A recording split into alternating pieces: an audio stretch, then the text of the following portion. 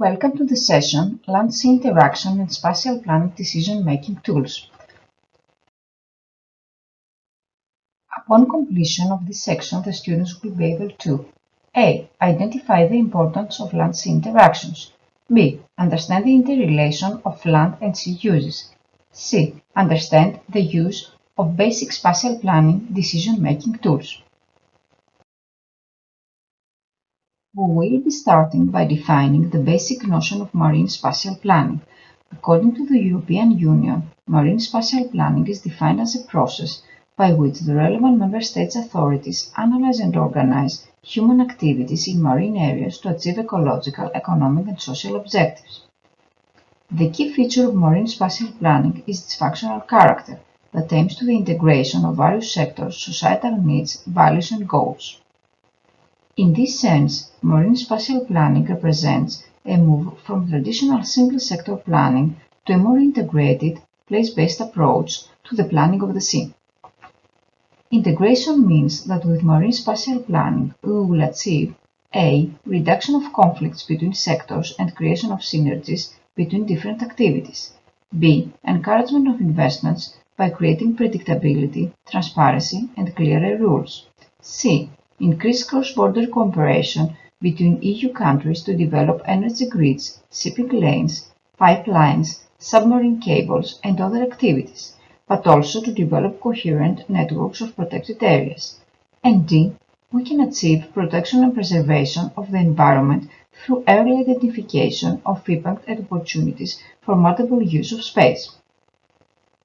There are also other benefits to marine spatial planning, as it puts the seas and oceans on the political agenda and helps to raise stakeholder awareness of important maritime issues. The objective of the integrated marine planning is to support the sustainable development of seas and oceans and to develop coordinated, coherent, and transparent decision-making in relation to the several sectoral policies affecting the oceans, seas, islands, coastal regions, and maritime sectors, including sea basin strategies or macro-regional strategies, list achieving good environmental status. The prevailing sectoral approach of marine spatial planning is based on the development and planning of individual sectors or activities that are taking place in the sea. The slide presents the 10 main maritime sectors and their future development trends.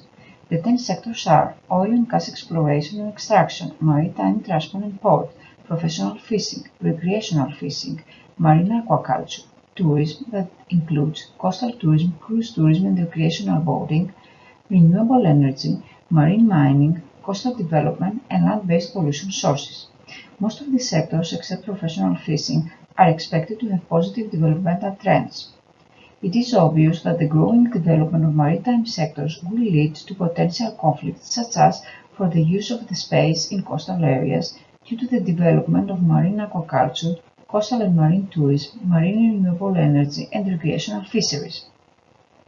In addition, the oil and gas industry is clearly looking at offshore developments, leading to potential interactions with the maritime transport sector. Sea mining is in the longer term another sector that may consider offshore development, especially in the Mediterranean.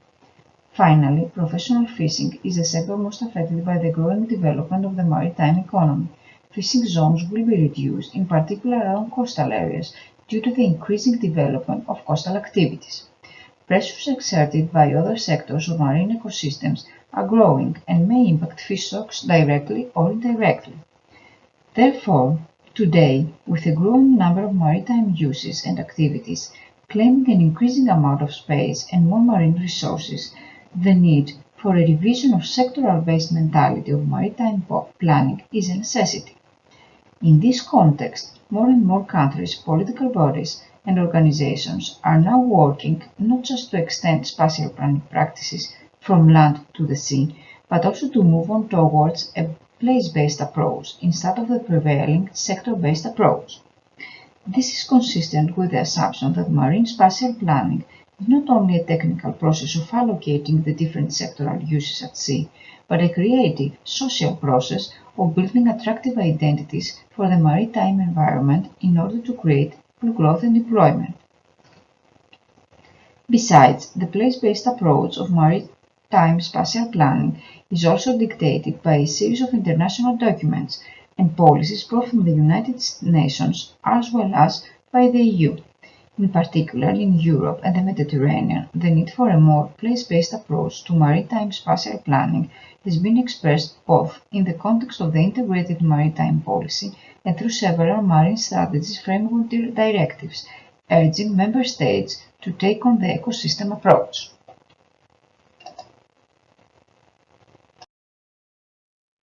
The ecosystem approach is adopted by marine spatial planning and embraces all the principles of place-based approach. The ecosystem approach is basically transforming the sectoral to an area-based or a place-based management where human activities are considered in an accumulative way. The ecosystem-based approach has its origins in the UN Convention on Biological Diversity and is highlighted by an important underlying principle within the maritime spatial planning. The ecosystem-based approach has had a large impact on policies concerning the usage and management of natural resources and is also a starting point for the EU Marine Strategy Framework Directive. Application of the ecosystem-based approach presupposes a holistic perspective, continual development of knowledge of the seas and their usage, application of the precautionary principle, and flexible management. In all, marine spatial planning contexts one of the main challenges, which is the evaluation of the cumulative effects that may result from the combination of different projects and activities and the potential lack of a continuous series of data and related assessment tools. This aspect is linked to the need for evaluation and monitoring of conflicts among users in order to detect how these conflicts evolve in the course of implementation of a marine spatial plan.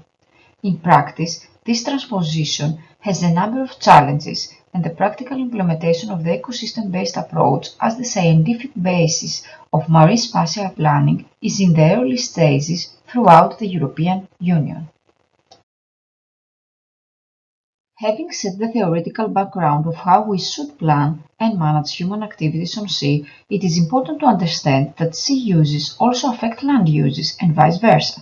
Therefore, understanding land-sea interactions is critical to the successful delivery of marine spatial plans and cohesive management of coastal areas.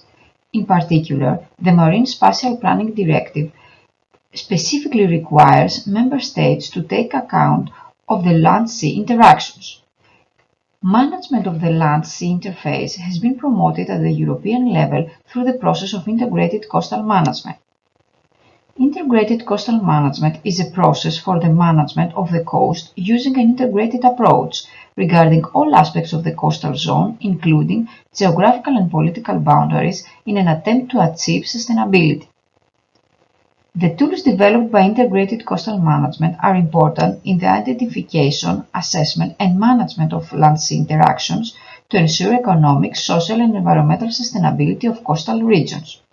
The integrated coastal management principles are: take a broad and overall perspective, take a long-term perspective, use adaptive management, retain local specificity, work with natural processes and respect the current capacity of ecosystems, involve all parties concerned in the management process in order to achieve inclusive planning, gain support and involvement of relevant administrative bodies, use a combination of instruments designed to facilitate coherence between sectoral policy objectives and coherence between planning and management at the regional and local level.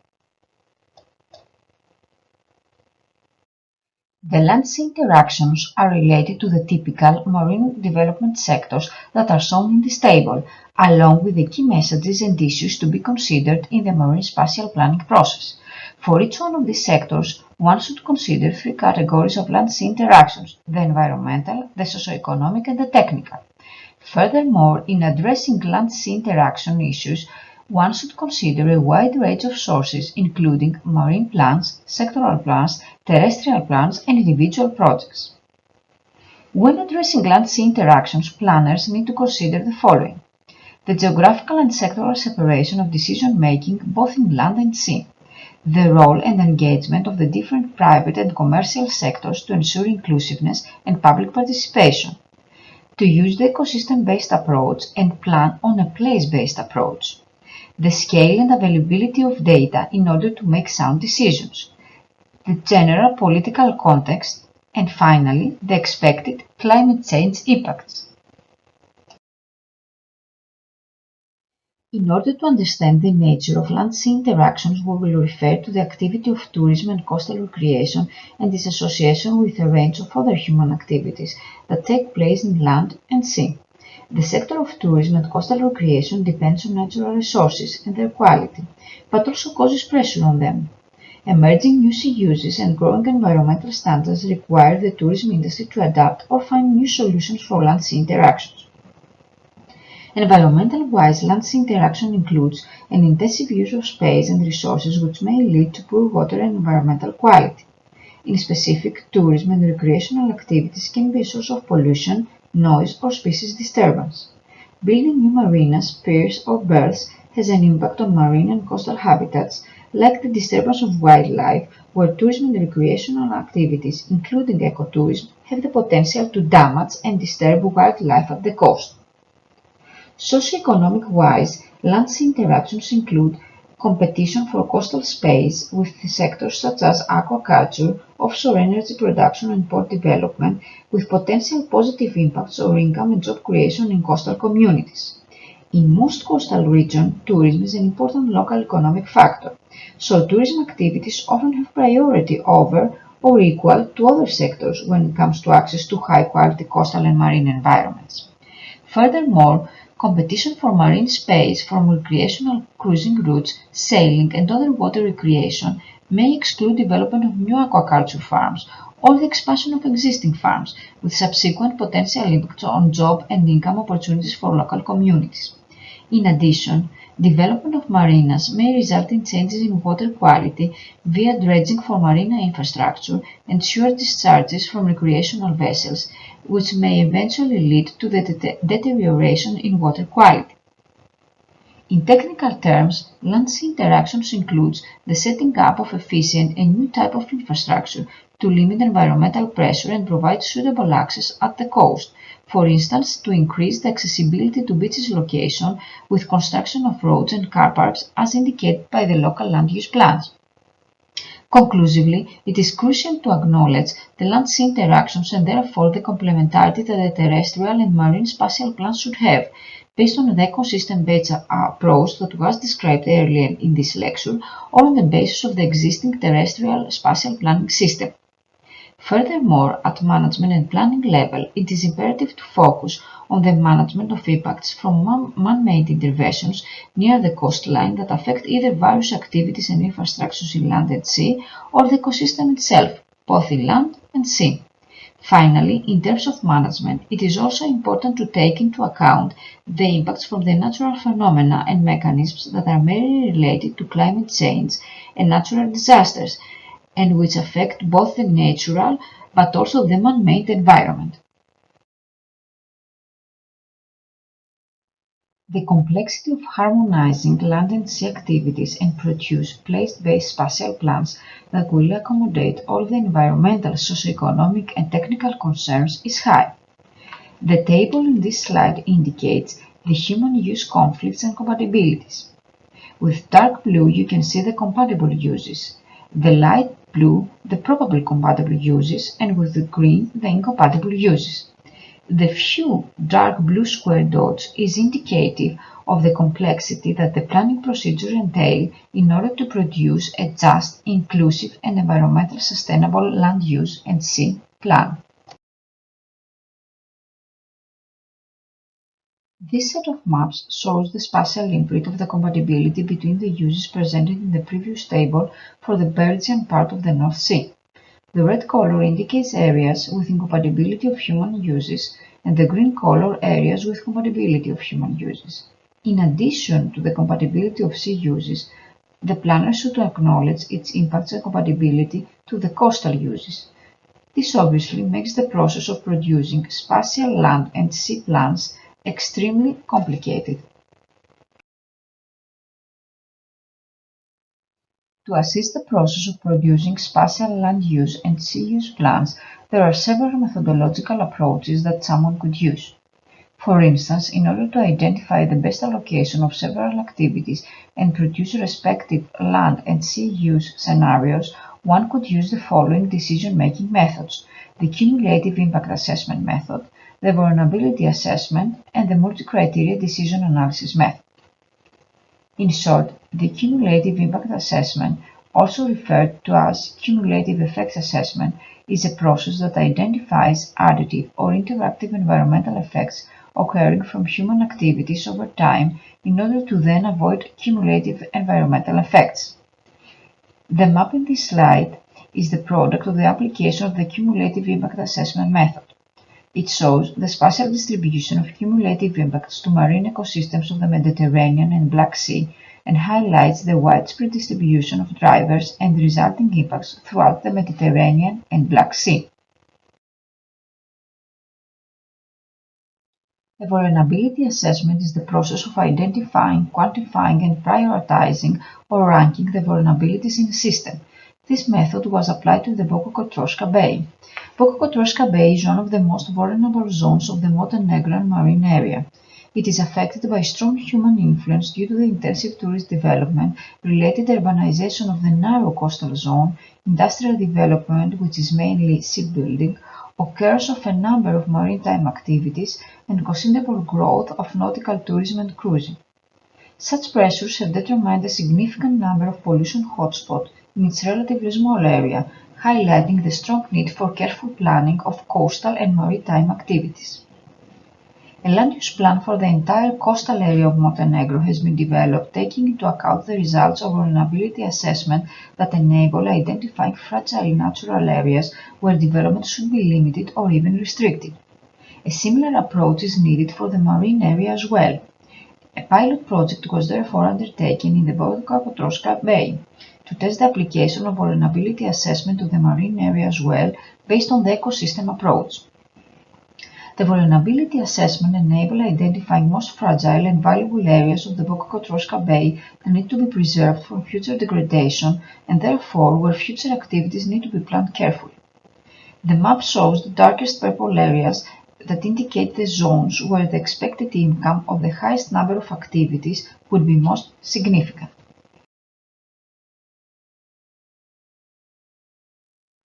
Last in our list is the multi-criteria decision analysis method.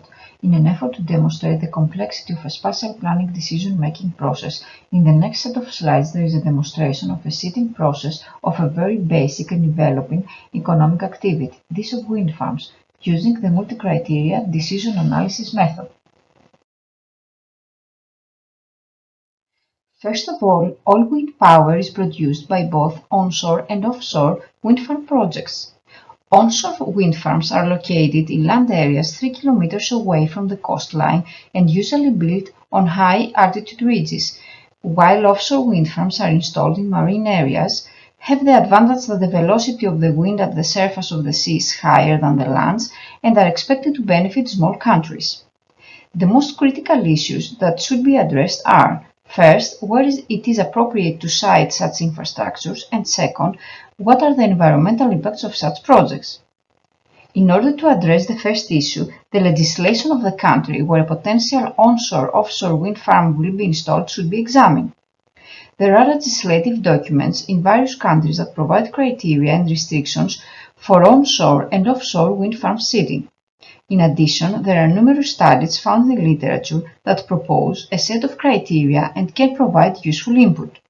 In order to ensure the sustainability of such project, an environmental impact assessment study is necessary that will cover all environmental components and include the whole project life cycle.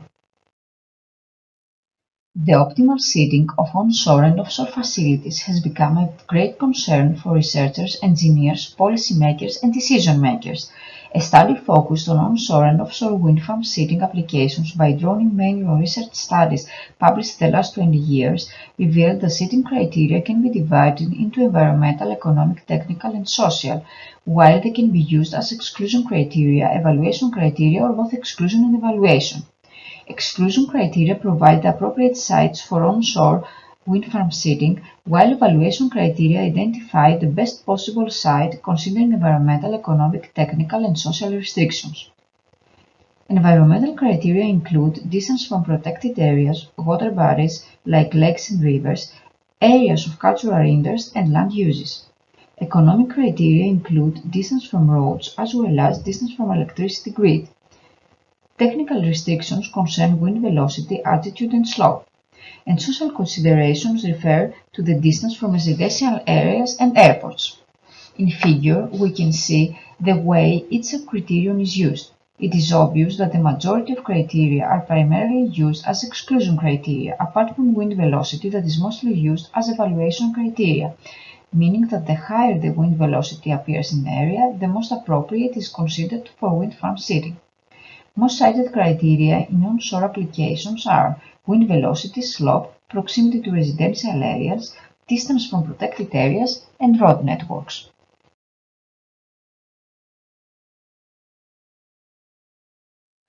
Geographical information systems has become a major tool used to select the most suitable sites for onshore and offshore wind.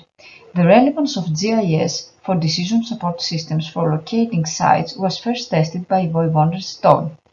Multi-criteria decision analysis, or for short MCDA, is a decision support process that provides procedures and techniques to structure and evaluate complex problems by assessing a set of alternatives using different criteria. In MCDA, the criteria are evaluated based on their relative importance to assess the problem. In HAND, the capabilities of MCDA and GIS can be integrated to facilitate participatory spatial decision-making. As a result of this integration, participants can explore and visualize the location of alternatives and rank or weight these alternatives based on the preferred criteria. Environmental criteria include distance from protected areas and fisheries. Economic criteria include distance from coast as well as distance from electricity grid and ports. Technical restrictions concern wind velocity and water depth. And social considerations refer to military zones and defense areas and distance from shipping routes. In figure, we can see the way each criterion is used. The criterion of military zones and defense areas is solely used as exclusion criterion. Most cited criteria in offshore applications are wind velocity, water depth, shipping routes, proximity to protected areas, and coastline. Geographical information systems have become a major tool used to select the most suitable sites for offshore wind farm installations. GIS methods for offshore wind projects have been applied in several countries around the world, such as Taiwan, China, Denmark, Greece, Ohio, South Korea, and Baltic states. Moreover, multi-criteria decision analysis plays a crucial role in offshore wind farm siting. Several researchers have applied multi-criteria techniques to rank offshore wind farm siting alternatives. Renewable energy source projects are considered to be environmental friendly applications. However, there are some slight impacts that should be mentioned during life cycle. Wildlife impacts vary by location, and new developments have helped to reduce these effects. Pre- and post-development studies, educated siting, and curtailment during high-activity periods have decreased wildlife impacts. When standing closer than 350 meters, the wind plant noise is typically 35 to 45 decibels, equivalent to a kitchen refrigerator running. Turbines have become quieter through the years with the use of modern technology. Visual intrusion is a somewhat debatable issue. Although some people see wind turbine farms as obliteration of nature, others welcome the clean power and wind farms and like the structures in the area. The visual impact of wind energy projects may be a factor in guiding site accessibility. Visual simulations from specific vantage points and a map of theoretical visibility across an affected community can be produced by developers. Visual impacts on local landscapes can be understood prior to construction.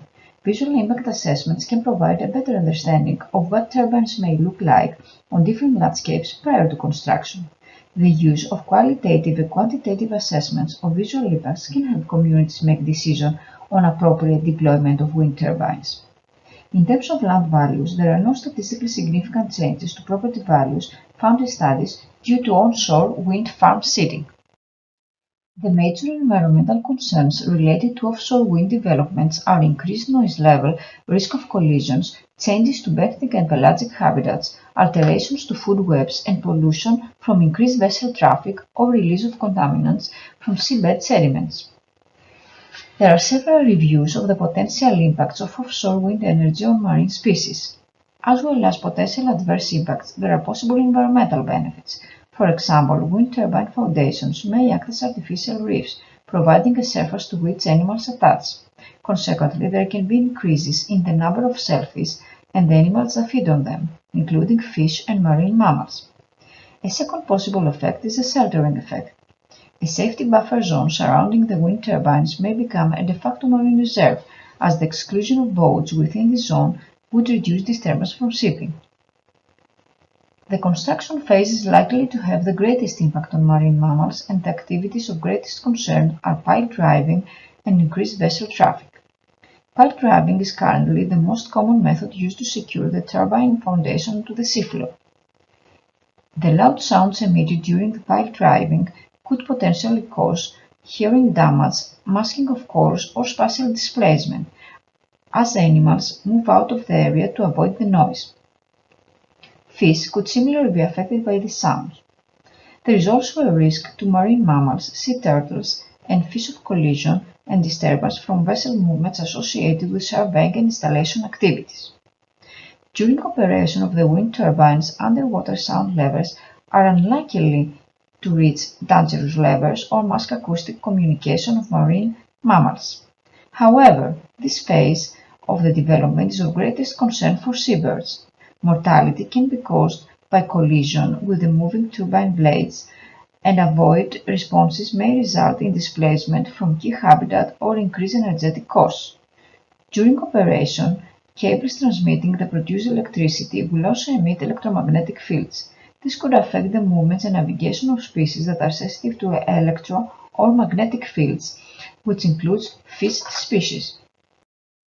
In the present case study, a methodological framework for identifying the most appropriate marine areas in the South Aegean Greece to deploy offshore wind farms is developed and presented. The South Aegean region covers a huge marine zone which spreads from the coast of Attica to the southern coast of Turkey. It consists of 79 islands, 55 of which are inhabited, and 178 rocky islets. The total area of the region is 5,286 square kilometers. Its land area is distributed as follows: 28% mountainous, 43% semi-mountainous, and 29% plains. The South Aegean is a Greek region with a double role as an external border of Greece and of the European Union. The region also includes the easternmost point of the European Union, namely Strogili Island. The region consists of the prefectures of Cyclades and Dodecanese, and is administratively divided into 13 regional units and 34 municipalities. It should be noted that the region includes 5 urban centers, namely Rhodes, Kos, Ialissos, Kalymnos, and Thermopylae. The most densely populated municipality in the region is the municipality of Rhodes, which accounts for 37% of the population with 115,000 permanent residents. Nevertheless, the region's capital is Thermopylae in Syros with 21,000 residents. The South Aegean region hosts the largest number of areas of the Natura network in Greece, which are 62 areas. As regards areas of natural beauty in general, they cover a large part of the region and in some cases correspond to whole islands. It also includes monuments of international acclaim in Thera, Delos, Lindos, Rhodes, Patmos, and Kos, 3 of which are UNESCO monuments. These are the medieval city of Rhodes, the island of Delos, and the historic center of St. John the Theologian, and the Cave of Apocalypse in the island of Patmos. The wind farm infrastructures in South Aegean region are presented in the map and are categorized according to their authorization process. According to the Greek Regulatory Authority for Energy, regarding the offshore wind farms, there is no wind farm either under production or operational license. 8 wind farms are under evaluation. while one has already been rejected. It should be noted that these areas are not excluded from the analysis, as no decision has been undertaken yet. The process of identifying the optimum sites for wind farms in a geographical region includes various stages, which are determined by the individual researcher. Here, a combination of applied methodologies is used, integrated with the criteria found in the legislative framework for the spatial planning and sustainable development for renewable energy sources and in the international literature. More specifically, the proposed methodology is divided into 3 stages. The first stage is the data collection phase, which includes the creation of a GIS database as well as the depiction of information in different thematic layers. The second stage, which is the exclusion stage, consists of 3 distinct phases, which involve the exclusion of incompatible areas according to the selected exclusion criteria and the application of surface restrictions. Next, there is a transition to the evaluation stage, where areas deemed to be suitable in the previous stage are further evaluated according to a set of criteria. The exclusion criteria used in this study were water depth, wind velocity, distance from areas of environmental interest, and distance from residential network. The water depth is of primary importance, since the greater the depth, the higher the cost due to the mooring, anchorage, and cabling. Moreover, the installation formula also changes depending on the water depth. In specific, current technologies provide the possibility to develop marine wind farms at a maximum depth of 60 meters with a stable offshore structure.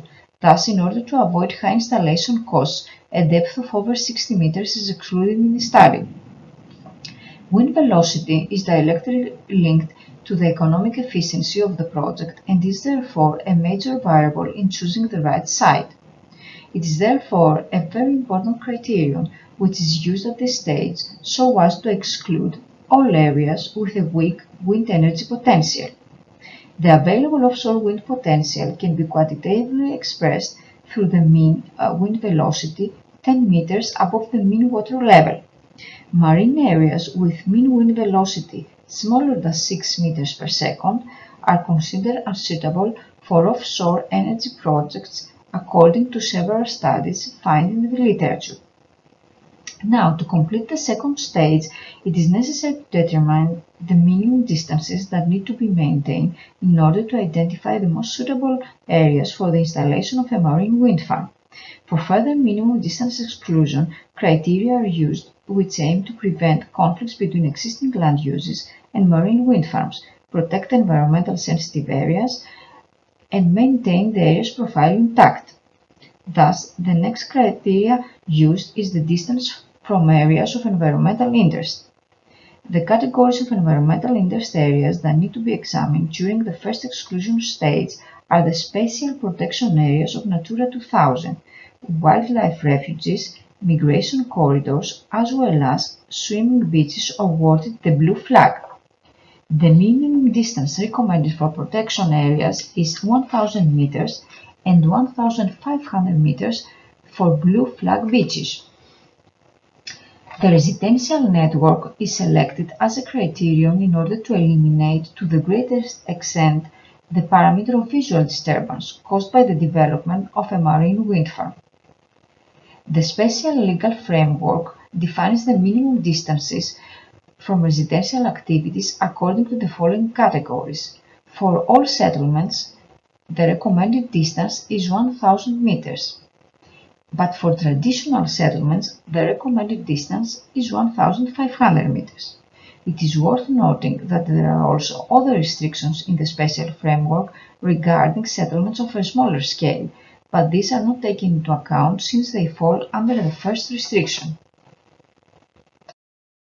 The evaluation criteria aim to preserve the existing environment of the study area unchanged and also to prevent the occurrence of any new conflict over land use.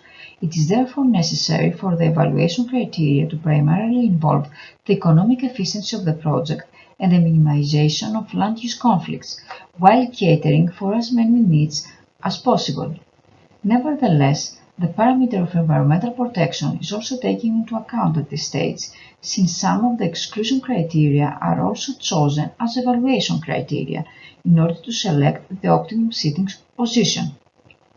Thus, the selected criteria include wind velocity, population served, seeping density, and distance from environmental protected areas.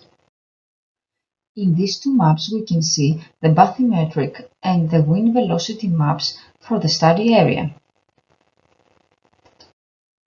In the presented maps we can see areas excluded from seating by the blue flag beaches criterion, areas excluded from seating by the environmentally sensitive areas criterion, areas excluded from seating by the settlements criterion, and finally, areas excluded from seating by the traditional settlements criterion.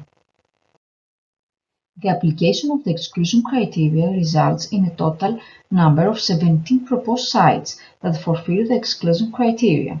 Most of the proposed areas covered a small area, as we can see from the table presented in this slide.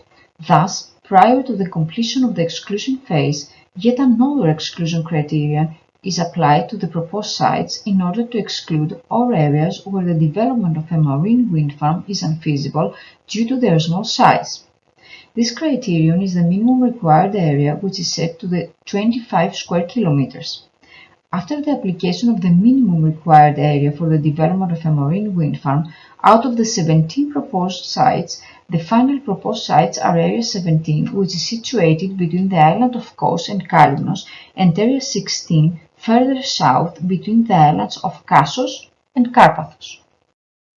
In the second stage of identifying the optimum site for the installation of a wind farm, an evaluation is carried out of the two decision alternatives, which emerged from the previous stage as suitable for seating, based on the four evaluation criteria of wind velocity, population served, seeping density, and distance from environmental protected areas.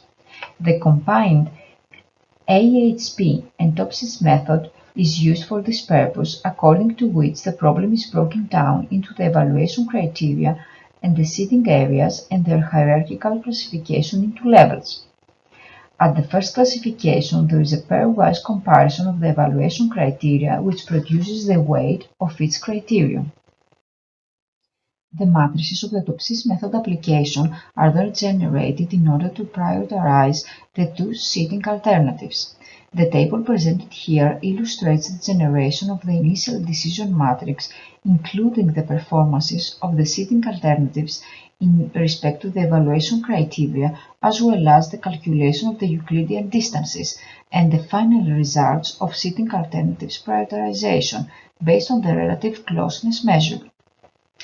Site A has a better ranking for 3 of the 4 evaluation criteria, whereas Site B prevails as regards the most important criteria of all, wind energy potential.